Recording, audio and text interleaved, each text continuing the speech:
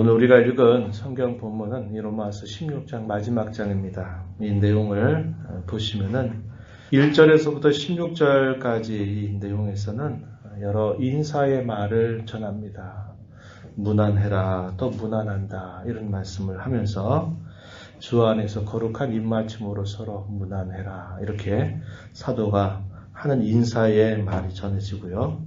중간 부분에 17절부터 20절에는 경고와 부탁의 말을 건네줍니다. 교회 안에 교회를 어지럽히고 교회를 대적하는 그런 무리들에 대해서 조심할 것을 이야기하고 또 한편으로는 그들이 하는 일들을 칭찬하면서 그들에게 권면을 하는 내용들이 나타나고 마지막에서는 이제 결론 부분들이 주어지고 있습니다.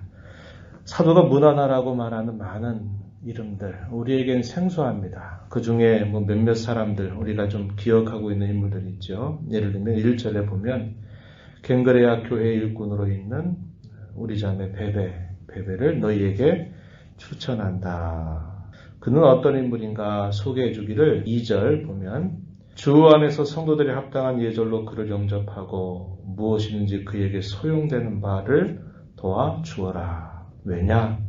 그는 여러 사람과 나의 보호자가 되었기 때문이다. 베베라고 하는 인물에 대해서 비교적 자세하게 설명을 합니다. 여러 사람의 보호자 역할을 했다. 사도가 복음을 전하는 가운데 그에게 보호자 역할을 했다. 이렇게 말합니다. 복음을 전할 때 그들에게 필요한 것들이 무엇인가를 앞서서 잘 살펴서 그 필요를 여러모로 채워주는 인물, 바로 그가 베베다. 그러면서 그의 이름을 기억하게 해주고요.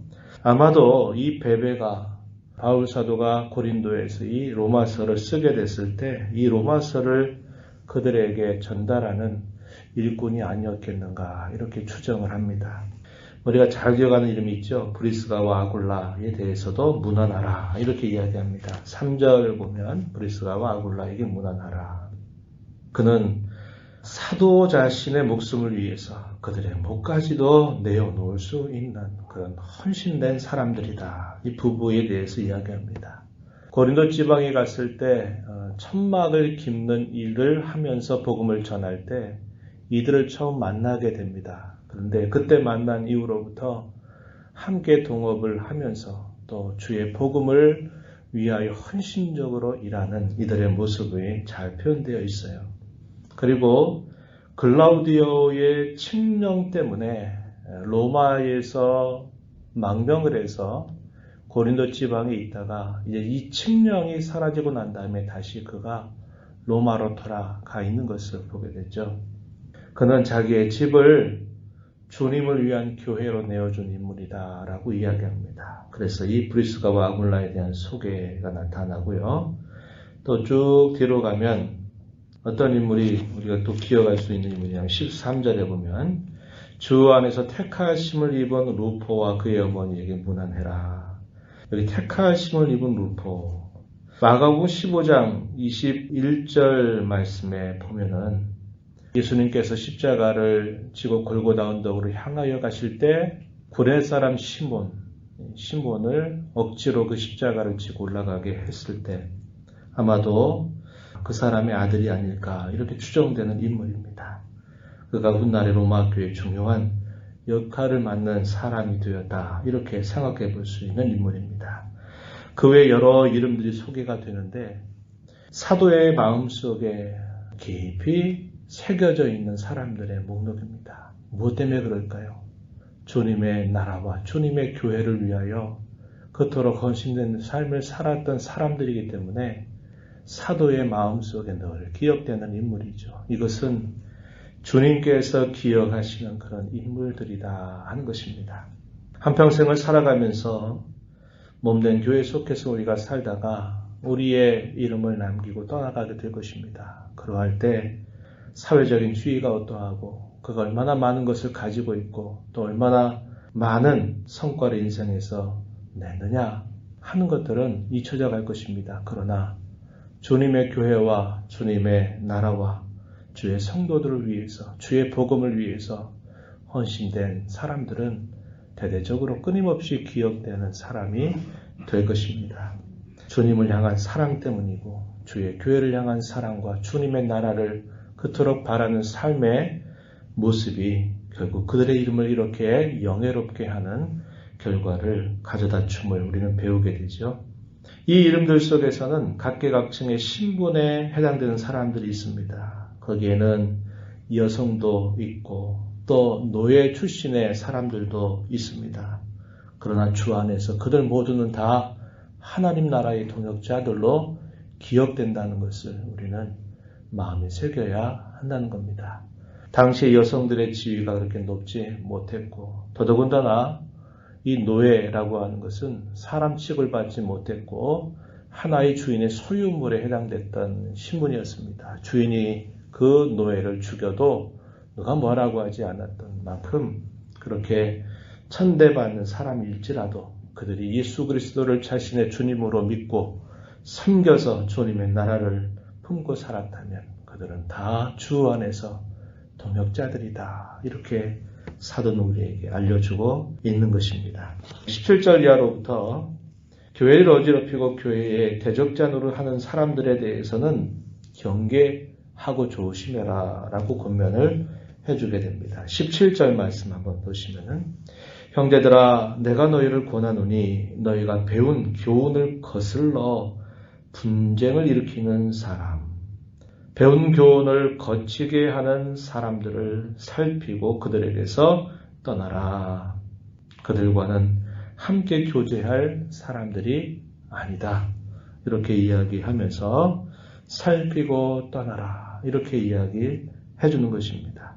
그들이 배운 교훈을 몰라서 알지 못해서 무지해서 그렇다면 기다릴 필요가 있고 권면을 할 필요가 있지만 그 교훈이 무엇인가를 알면서 끊임없이 분쟁을 일으키고 거치게 하는 사람들은 악의적으로 하는 사람들입니다. 이런 사람들에 대해서는 잘 살펴서 그들과는 떠나는 자세를 가져라. 이렇게 사도가 이야기해 줍니다. 그들의 겉은 그리스도를 섬기는 것처럼 보이나 실상은 그리스도를 섬기는 게 아니라 자기들의 배만 섬기는 사람들이다. 자기의 유익과 자기의 영광을 바라보고 자기의 영광만을 위해서 무엇인가를 하는 그런 사람들이다. 아첨하는 말, 교활한 말로 순진한 사람들의 마음을 미혹하는 자들에 불과하다. 이렇게 이야기를 해주면서 이러한 사람들에게서 떠나는 자세를 가져라. 이렇게 이야기해 줍니다. 그리고 칭찬하는 말을 건네주는데 너희의 순종하는 것이 모든 사람에게 들린다. 참 기쁘다. 그 이야기를 해줍니다. 19절 가서 보면 너희의 순종함이 모든 사람에게 들리는지라 그러므로 내가 너희로 말미암아 기뻐한다. 이렇게 말합니다. 한 번도 얼굴을 본 적이 없어요. 바울 사도가 로마를 방문하고자 하는 계획을 이야기하면서 함께 기도해달라 이렇게 부탁을 하지만 로마를 가고자 하는 것은 그의 비전이고 그의 소망이었지 실제로 한 번도 본 적이 없는 성도들입니다. 그러나 그들이 하나님의 말씀을 받아 그 말씀에 순종한다고 하는 소식이 들리는 걸 보니까 내가 참 기쁘다 이렇게 이야기합니다. 사도 요한이 요한 서신에서도 그렇게 말하죠. 너희가 진리 안에서 행한다 하니 이보다 기쁜 것이 없다. 이렇게 이야기합니다. 우리가 하나님의 말씀을 마음에 잘 듣고 그 말씀을 순종하려고 애를 쓰는 그 모습은 무엇보다도 주님을 기쁘시게 해드리는 것입니다. 교회를 섬기는 일꾼들도 기쁘게 하고 성도들도 기쁘게 하는 겁니다. 그래서 이 순종한다고 하는 것이 얼마나 중요한 일인가 우리는 이걸 통해서 배우게 되는 것이죠. 그들을 향해서 또 이렇게 말합니다. 선한 데는 지혜롭지만 악한 데는 미련한 자가 되어라. 이렇게 이야기합니다. 세상 가운데 살아가는 성도에게 꼭 필요한 자세라는 것을 배우죠. 당시에 로마 제국에 흩어져 살던 그리스도인들 만만치 않은 삶의 세상 가운데 살아가죠. 베드로 사도는 바벨론과 같은 곳 그런 곳이라고 표현하기도 합니다. 그러한 곳에 살면서 선한 일은 지혜로운 자가 되고 악한 일에 대해서는 어리석은 자 미련한 자가 되어라. 이렇게 이야기해주고 있는 것이죠. 이러한 일들을 끊임없이 살면서 분명히 가져야 될 소망이 있다. 그 소망이 뭐냐? 하나님의 남겨져 있는 마지막 약속이 임하게 될 그때를 소망하면서 살아라. 이렇게 권면합니다. 여기 20절 말씀 보면은 이렇게 말하죠. 평강의 하나님께서 속히 사탄을 너희 발 아래에서 상하게 하실 것이다. 우리 주 예수의 은혜가 너희에게 있을지어다. 이렇게 말합니다. 속히 사탄은 너희 발 아래에서 상하게 하시리라. 어떤 말씀이 떠오릅니까? 주의 재림 때 이루어지게 될 궁극적인 승리를 우리에게 보여주지요. 이 이야기가 언제 주어졌을까요? 역사를 거슬러서 에덴 동산에 있을 때 하나님 앞에 죄를 범했던 이 아담과 하와에게 하나님께서 하셨던 약속의 말씀이 떠오릅니다. 창세기 3장 15절 뱀과 여인의 후손 사이에 철천지 원수 전쟁이 있게 될 것이다. 이렇게 말하면서 뱀은 여인의 후손의 팔꿈치를 물 것이지만 여인의 후손이 뱀의 머리를 칠 것이다. 부숴버릴 것이다. 라고 하는 그 복음 메시지의 시작, 그것이 바로 이 말씀과 잘 호응이 되고 있다는 것을 배우게 됩니다. 주께서 이제 속히 임해서 사탄을 너희 발 아래에서 부숴버리게 될 날이 이제 다가온다. 그때까지 선한 일에는 지혜롭고 악한 일에는 미련한 자처럼 살아가도록 해라. 이렇게 권면을 해줍니다. 그러면서 마지막 부분에 보면은 이런 말씀을 결론적으로 전합니다. 25절 이하에 보면 모든 영광이 하나님께만 돌려지기를 원한다. 하나님 찬송으로 이 로마서의 마지막을 마무리합니다. 오직 하나님께만 영광이 돌려지기를 바라는 이 사도의 간절한 소원이 표현되어 있어요. 하나님 어떤 분이시라고 소개하냐면 능히 너희를 견고하게 하실 하나님께 영광이 돌려지기를 이렇게 이야기하고 또 하나는 지혜로우신 하나님께 영광이 돌려지기를 원한다. 이렇게 하나님을 찬송하면서 이 로마서의 마지막을 마무리하게 됩니다.